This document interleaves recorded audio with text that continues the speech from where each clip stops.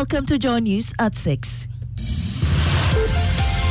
The news is live on Joy 99.7 and hits 103.9 FM in Accra, in Kumasi on Love 99.5 FM, and over 30 affiliates across Ghana's 16 regions, including Jubilee Radio and Sun City Radio in Keta, Saboba, FM Saboba, A1 Radio Bolgatanga, Get Radio, TV and online content on the myjoyonline.com interactive app for Android and iOS devices. Coming up, Office of the Special Prosecutor concludes investigations into corruption allegations leveled against former presidential staffer Charles Bissue and 3 others as it publishes its half-year report. We have details. Also, Ghana Bar Association backs calls for High Court Judge and Paramount Chief of Doma to be hauled before the Judicial Council for disciplinary action. A sitting High Court judge to stand on a public platform and make utterance of that nature. And if I were sitting in that disciplinary committee, I would have asked him to resign or to be sacked. Coming up in business. Investors enroll banks unhappy with Bank of Ghana directive to withhold dividend payment due to domestic debt exchange program as some look elsewhere. Details on the Joy Business Report. And later, national science and math quiz enthusiasts and social media users grieve the loss of 2021 Catasco finalist James Lutrot. James Lutrot. Lutrot. You're welcome, Lutrot. Settle in. We'll begin soon. And then how to make my family better. And also how to really help others. I am Amesi Nyamiche Thompson. Details shortly.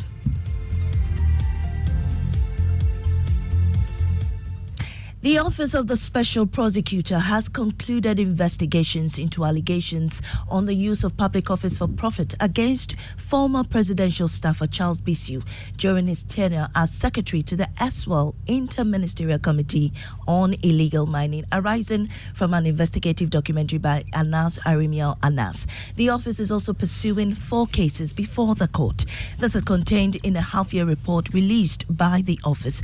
My colleague Elton Brobe joins me in studio with more on this. Elton, what are the concluded cases? So there's Charles Bissue in the office has concluded investigation into referral by the President of the Republic in respect of suspected corruption and corruption-related offences regarding Mr. Charles Bissue, a former Minister of State at the Ministry of Finance. The corruption allegations are contained in an investigative documentary titled Galamsey Economy, published by Tiger IPI and investigative journalist Anas Arimiel Anas. There's also allegation of attempt to bribe members of parliament by a wealthy businessman. According to the office, they have concluded investigation. They will issue further directive and further action on the matter in due course. There's also the Gaming Commission and, of course, Mr. Charles Bissue, who recently attended to the invitation by the Special Prosecutor. Right. And the office also reports 4 cases before the court. There's a Republic versus Somalia. This is the Chief Executive, former Deputy Chief Executive in charge of operations, former Deputy Chief Executive in charge of finance and administration of the Northern Development Authority. They are alleged to have misappropriated some public funds. There's also the Republic versus Issa Seidu, an official of the National Insurance Commission, is pending before the court. And there is a former Chief Executive Officer of the Public Procurement Authority. What more is the office pursuing? They have ongoing investigations, the Electricity Company of Ghana, in respect of suspected corruption and corruption-related offences regarding the termination of a distribution loss reduction and associated network improvement project. There's also the work of the Inter-Ministerial Committee on Illegal Mining. You know, the OSP says that it is probing into 150 cases before it. All right. Thank you so much, Elton.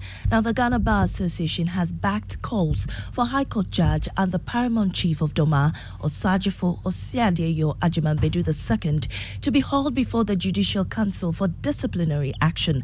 The Domahene had asked that the criminal trial of Asin North MP-elect James Jachikwesin be terminated. Member of the General Legal Council, Samuel Okujeto, says the Domahene must face sanctions for breaching the Code of Ethics of Judges. To me, it is wrong. It is repugnant. It is what? It's senseless for a sitting High Court judge to stand on a public platform and make utterance of that nature. This is my view. And if I were sitting in that disciplinary committee of the Judicial Council, I would have asked him to resign or ask him to be sacked as a judge. That's what I would have done. And you can let him, if he hears this statement, I'm the one saying it. I'm Samuel Kudjatu, and I stand by it. Well, the Public Relations Officer of the Ghana Bar Association, Xavier Kuje, says the parties in the criminal trial must file a petition with the Judicial Council. Let us not create certain precedents. It will not help us. To make such a suggestion, I think that is worrying. But then what happens now? Lawyer Samuel Kudjatu has suggested the Judicial Council should take this up, but somebody needs to file a petition. Will you? I wouldn't bail the car. I wouldn't bail the car. Who should? I wouldn't bail the car because there are interested parties in this case. So they can do that. There are parties interested in this case. Even though every crime is against the Republic, but there are people who have interest in this matter. They can take it up.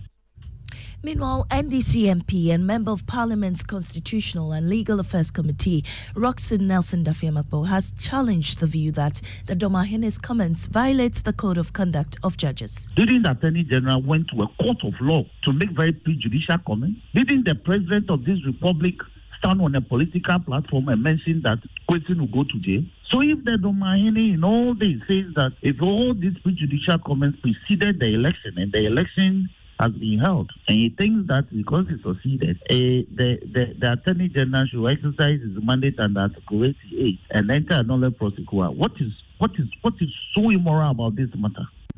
Well, later this morning, Asin North MP-elect James Jachikwesin will be sworn in.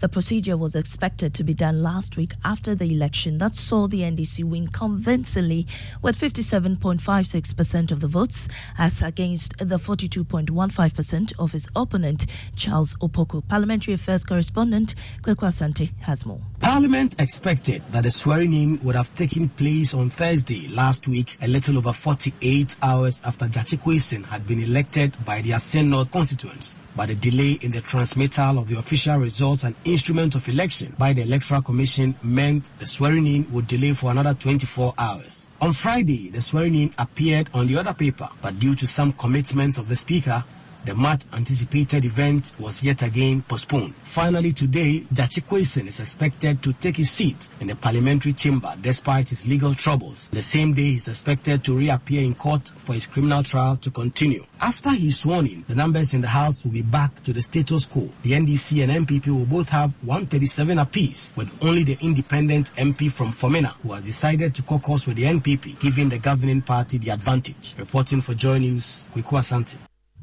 Well, moving on, President Akufo-Addo has commissioned Phase 3 of the 5-district water supply project in Adakluwaya in the Adaklu district of the Volta region.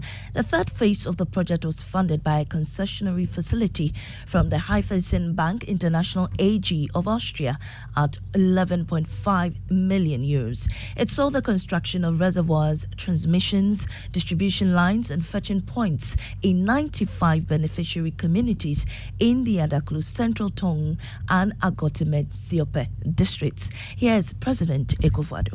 The focus of government is to ensure that all regions across the country are provided with adequate, safe, affordable and reliable water service. We're also committed to ensuring that we practice safe sanitation and hygiene by the year 2030, in line with the attainment of the 2030 United Nations Sustainable Development Goal. Meanwhile, 2 out of the 3 treatment plants at the Wager Headwork to be shut down temporarily by the Ghana Water Company Limited today for maintenance and repair works. Management of the company is therefore asking customers in and around Kaswa to store enough water ahead of this important exercise. The areas to be affected include Kaswa, Wager Township, Wager SCC, Nyanyano, Tuba, Tetegu, McCarthy Hill, Botiano and surrounding areas. The public is being notified that the maintenance works will be completed in 16 hours and management assures its cherished consumers that water supply will resume as soon as the work is completed. Now to the National Science and Math Quiz. Enthusiasts and social media users are grieving the loss of a member of the 2021 Catasco finalist, James Lusot. His name was trending number 1 on Twitter Monday evening after news broke about the sudden demise of the young man who powered the Volta region-based school to the finals of the quiz for the first time.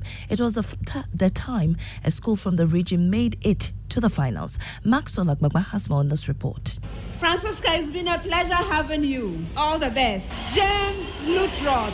It is the finals of the 2021 National Science and Maths Quiz at the Great Hall of the Kwame Nkrumah University of Science and Technology.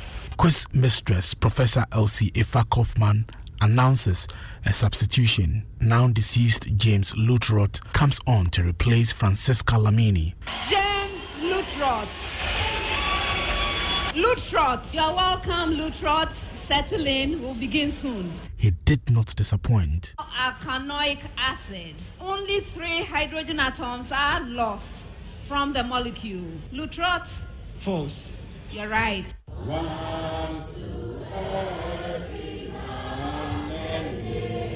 In an old video on Twitter, James is heard saying he wants to make an impact in the world and make life better for his family.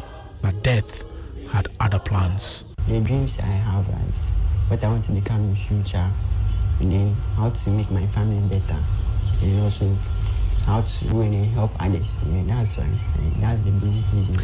And that was Maxwell Agbaba's report. May his soul rest in peace. That's all for the bulletin. In our top story, Office of the Special Prosecutor concludes investigations into corruption allegations leveled against former presidential staffer Charles Bissue and 3 others in its half-year report. I'm Amici Nyamche Thompson. Business is next on the Super Morning Show. You know, you see that.